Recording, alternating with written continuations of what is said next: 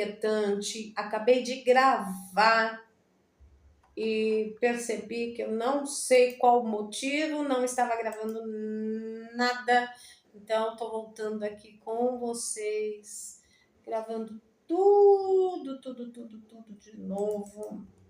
Hoje eu tô assim, daquele jeito. Eu não sei se foi a gripe que piorou, não sei se é gripe, se é alergia. Até então parecia uma alergia, mas agora começou uma coceira forte e coriza.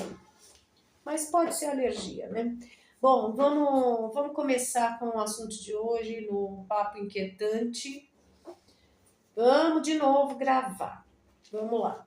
Bom, essa semana circulou na votação, que era uma petição para rejeitar o Tratado de Pandemias da OMS. Eu não sei se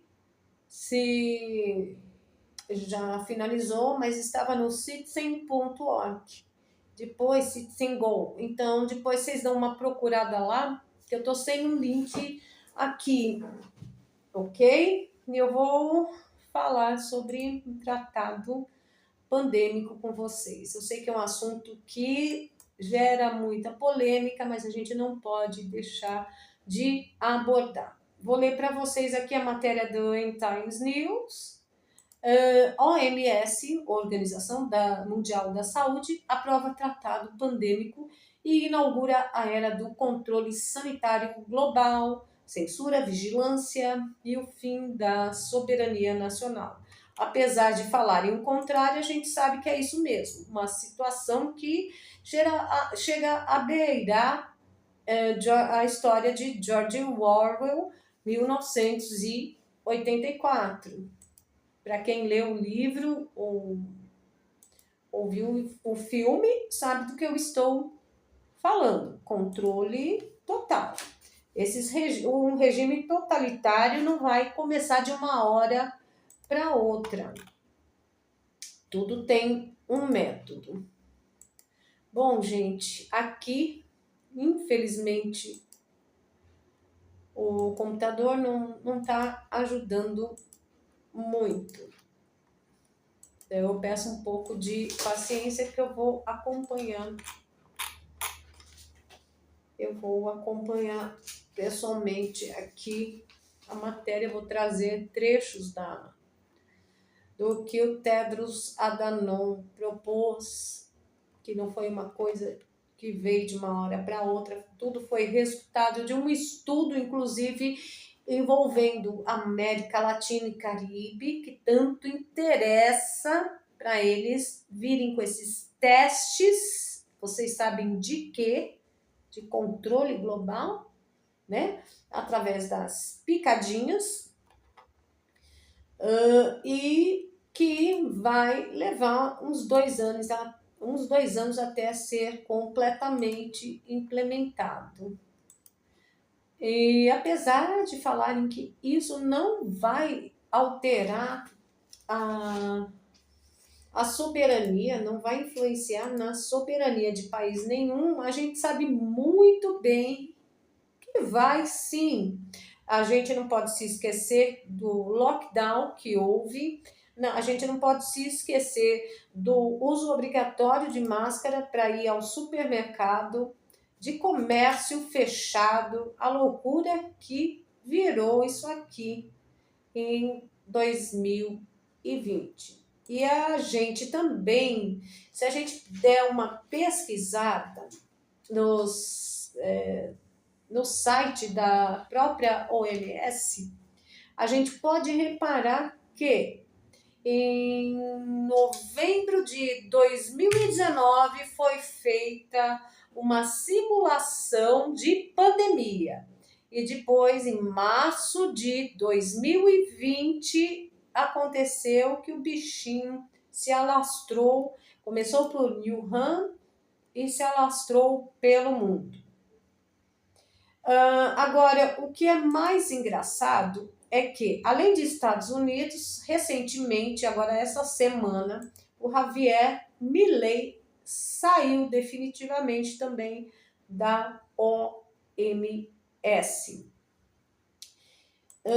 Eu queria ter trazido para vocês detalhes, mas eu posso trazer na semana que vem também, que eu tinha gravado os detalhes todos, com os artigos já separados, mas o computador velho, o notebook velho, não quer ajudar muito. Agora ele vai querer colaborar, graças a Deus. Vamos lá. Eu vou trazer para vocês o que foi esse tratado, como que foi formalizado. Bom,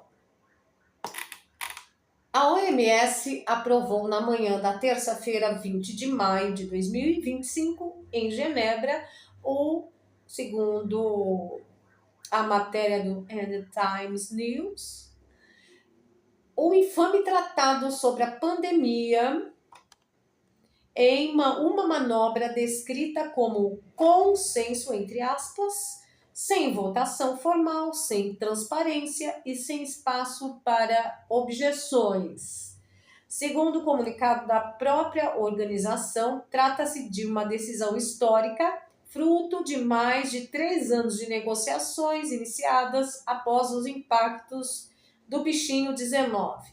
Mas o que se vende como avanço sanitário é, na prática, um marco no desmonte da soberania dos estados e na consolidação de um poder global centralizado e supranacional.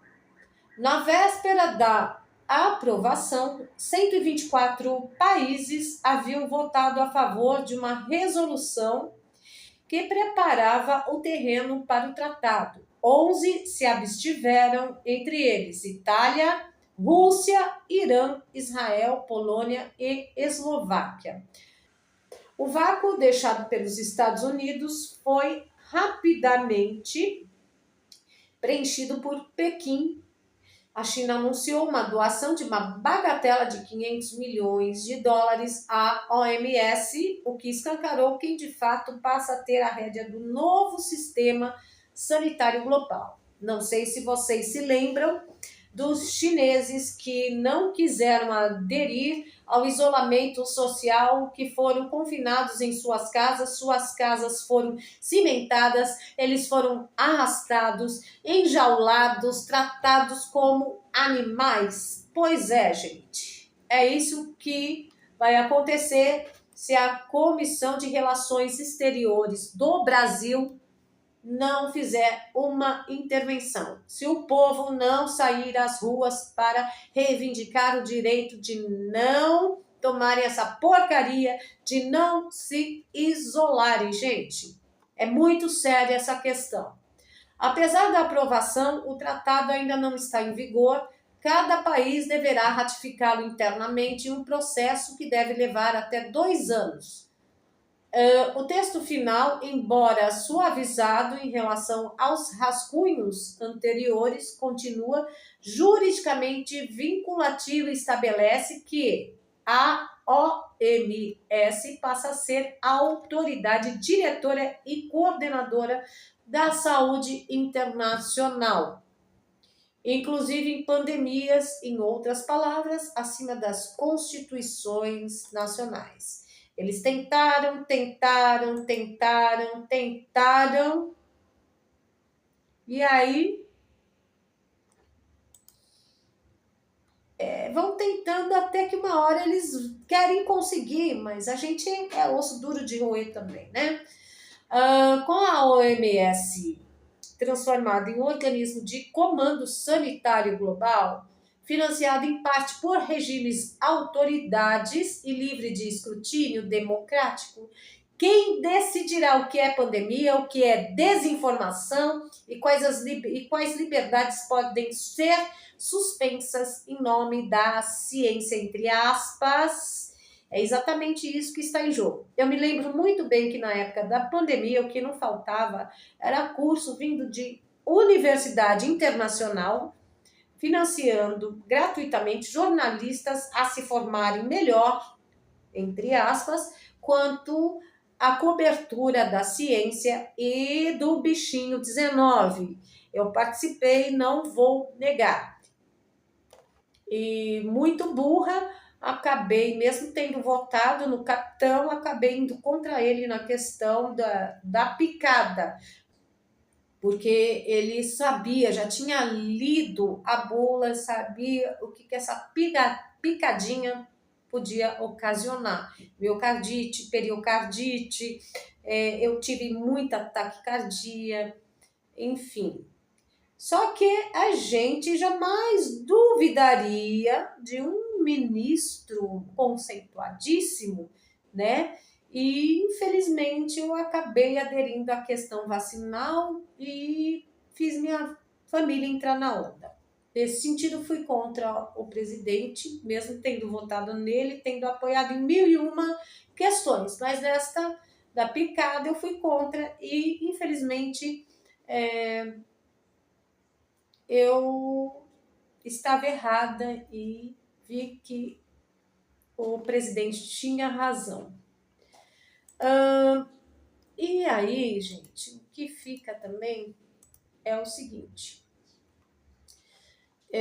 a Pfizer e a Moderna devem adicionar alertas mais fortes sobre possíveis danos cardíacos causados pelas vacinas contra a CV, diz o FDA, que é a mesma coisa que a Anvisa, só que é lá nos Estados Unidos. Como eu já disse, a Argentina deixou a OMS e o governo do Javier Milei pretende com isso ter maior autonomia na política de saúde, alinhando-se então as agendas de reforma do presidente Milei.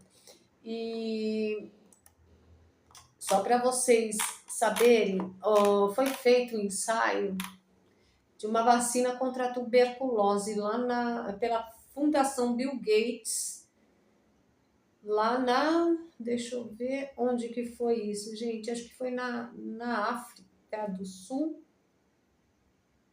Eu vou ler a matéria para vocês. Um ensaio de uma vacina contra a tuberculose financiado pela Fundação Gates resultou na infecção de 260 crianças sul-africanas previamente saudáveis com o Mycobacterium tuberculosis, de acordo com um estudo publicado pelo New England Journal of Medicine, NEJM, a 7 de maio de 2025. Apesar de terem sido injetadas com Mycobacterium bovis vivo, uma bactéria que causa tuberculose no gato e que pode infectar humanos, as crianças do grupo da vacina não estavam protegidas. Na verdade, registraram uma taxa de infecção mais elevada do que as crianças que receberam placebo salino. Então, isso significa que a vacina não conseguiu prevenir a tuberculose, como aumentou ligeiramente o risco de infecção. Agora eu não vou comentar o que o Tedros Adhanom falou, eu já tinha gravado isso, mas se perdeu, infelizmente. Os teóricos da conspiração dizem que existem patentes de influenza aviária que tem existe um método para produzir o vírus da gripe aviária, que seria aplicado como um imunizador de galinhas, mas que infecta os ovos. E agora também o Anthony Fauci, com a agência Fauci, financiou a investigação no Instituto de Virologia de Wuhan. E isso quer dizer que levanta suspeitas quanto ao depoimento do Anthony Fauci no Congresso americano sobre a questão das picadinhas do CV naquela data 19, ok? Eu vou finalizar, vai, vou ser boazinha e finalizar. Tive que interromper que o armazenamento tá difícil e não tá gravando um vídeo contínuo, não sei porquê. Eu vou finalizar com, na realidade, o interesse da região das Américas e Caribe. É assim, que parece que é o ponto de partida de todo experimento que se faz. Bom, vamos lá. Região das Américas. Na América Latina e Caribe, a Organização Pan-Americana de Saúde, OPAS, desempenhou um papel, entre aspas, fundamental para garantir que países das Américas fossem ouvidos ao longo dos 3 anos de negociação para implantação, para chegarem à finalização desse escopo do tratado da pandemia. Só que agora o meu computador não está querendo me ajudar, meu notebook, para ler o restante da matéria. Deixa eu ver se eu consigo ler para vocês. Ai, não é muito fácil o que está acontecendo comigo. Eu tive que interromper porque simplesmente eu não tinha mais espaço de armazenamento no celular.